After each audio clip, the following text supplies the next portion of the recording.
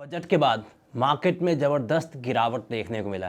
क्या इस गिरावट के बावजूद भी मार्केट एक्सपेंसिव है, फेयर वैल्यूड हो गया है या फिर अंडर वैल्यूड आ गया है? कैसे फाइंड करेंगे?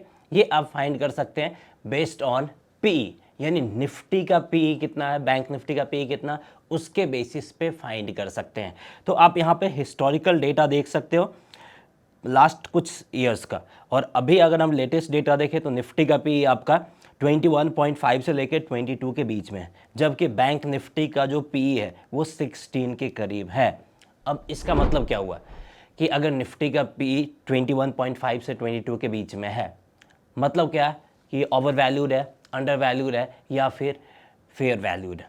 तो अगर हम पी का हिस्टोरिकल डेटा उठा के देखें तो अगर पी आपका 20 से 23 के रेंज में आता है तो ये क्लियर कट दिखाता है कि मार्केट फेयर वैल्यूड है।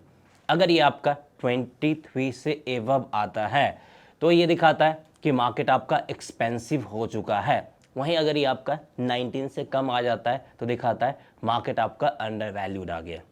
तो ये तो पता चल गया कि अभी पीई जो है उस हिसाब से हमारा मार्केट फेयर वैल्यूड है। अब यहाँ पे हमारे पास ट्रेडिंग अपॉर्चुनिटीज़ क्या क्या बनते हैं और क्या क्या ट्रेडिंग ऑप्शंस अवेलेबल है। सबसे पहले अगर हम एफएनओ की बात करें तो एफएनओ आप लॉन्ग टर्म कॉन्ट्रैक्ट खरीद सकते हैं। जैसे अगर हम बात करें तो आप दिसंबर 2026 वाला, जिसमें कि ऑलमोस्ट आपका 1 ईयर का टाइम रह जाता है, फरवरी स्टार्ट ही हुआ है, ऑलमोस्ट आपका 11 मंथ्स का टाइम है, यानी अच्छा खासा टाइम पीरियड है। इसमें अगर आप 25,000 का कॉल खरीदते हैं तो मार्केट अगर 27,000 के ऊपर 2026 में कभी भी जाता है तो आपको बेनिफिट मिल सकता है और मार्केट आपका फेयर वैल्यू है जाने के चांसेस हैं। दूसरा कि आप यहाँ पे म्यूचुअल फंड में इन्वेस्टमेंट कर सकते हो। तीसरा जो सबसे बेहतरीन ऑप्शन है, निफ्टी का आप बीज खरीद सकते हो जो कि आपका 100-150 के करीब मिल जाएंगे। तो यहाँ पे आप कम पैसा लगा के जितना रिटर्न निफ्टी मिलता है उतना ही रिटर्न यहाँ पे भी आप ले सकते हैं। इसके अलावा आप यहाँ पे अपना SIP स्टार्ट कर सकते हैं क्योंकि मार्केट फेयर वैल्यूड है।